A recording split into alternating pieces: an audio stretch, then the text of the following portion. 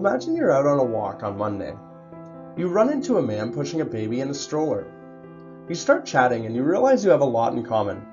You both like the same things and have similar views. You leave a good impression on one another.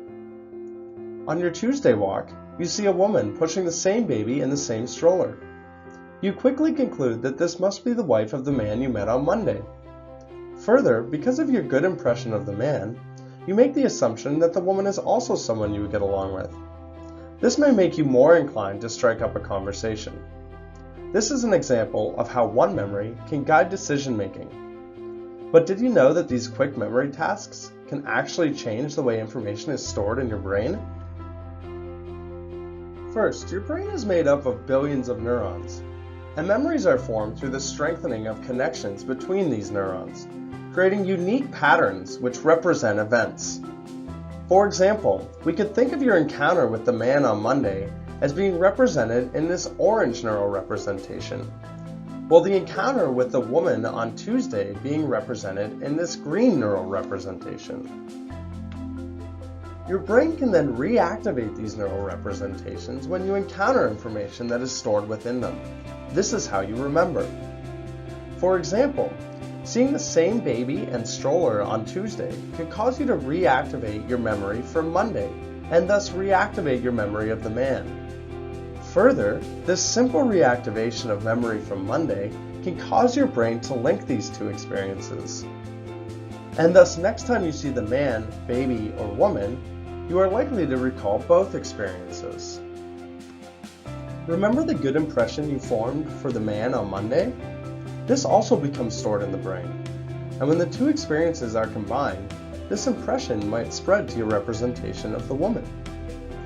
This is not due to any direct information you have about the woman, but rather indirect information from an experience with the man. Importantly, this spreading effect can help to inform your decision making. For instance, you may be more inclined to strike up a conversation with the woman on your Tuesday walk. But maybe you don't end up talking to the woman on Tuesday, but later that week you're at a social gathering and you're trying to decide who to talk to. This impression spreading across experience may make you more inclined to talk to the woman from your Tuesday walk rather than someone you know nothing about. Intuitively, this makes a lot of sense, but there are a lot of other factors at play here. For example, in your experience, people generally get married and have children with someone who has similar views and whom they have a lot in common with.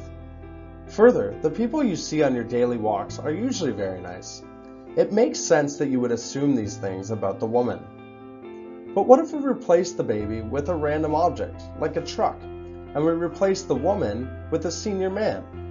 Would your brain still combine the first memory of the young man with the truck with your second experience of the senior with the truck? And would you bestow a good impression of the young man onto the senior man? Scientists at Harvard University have decided to find the answers to these questions. First, they taught participants many associations like the ones I just described. Instead of a good impression, they assigned values to some objects and people and not to others. In our example, the young man was given a high value, while the senior man was not assigned a value. We call this the memory building phase. After the memory building phase, participants were asked to perform a memory testing phase. They were asked what value was assigned to each of the people and objects. Remember, if we believe that related memories become combined in the brain, and this combination leads to the spreading of value, we would expect people to assign a high value to the senior man because the high value was assigned to the young man which he is associated with. So what actually happened? It turns out that people on average are really good at remembering the actual value assigned to objects and people. In this case, people could remember that the man was not assigned a value. So what does this mean? Well, it means that people are good at remembering specific aspects of related experience. This requires our brain to keep these related experiences separated. It appears that just because experiences have overlapping elements, they don't automatically become combined. but scientists decided to try something. What if participants needed to use the information from both experiences to make a decision? Would this act of decision-making cause the memories to combine? To answer this question, they placed a decision phase after the memory building phase, but before the memory testing phase. In this phase, participants were asked to identify the people or objects that shared a connection. To be successful on this task, it requires that participants recall both of the memories, the young man in the truck and the senior man in the truck.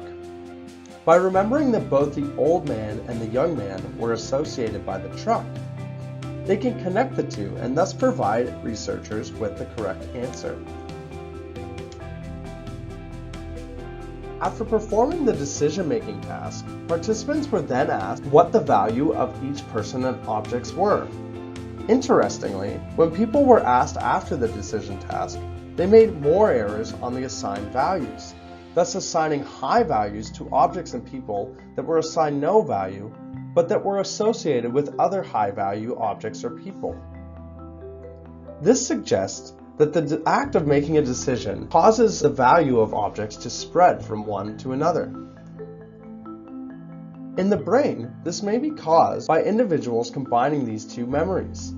This combination causes the reward from the high value to spread across to the object with no value. These findings suggest that while memories for events may start out with a high degree of resolution, that is, we can remember the fine details of our experience, the simple act of making memory-based decisions can distort our view of reality. While this is useful in many scenarios, I'll leave it up to you to think of some situations that this cognitive process might be used against you.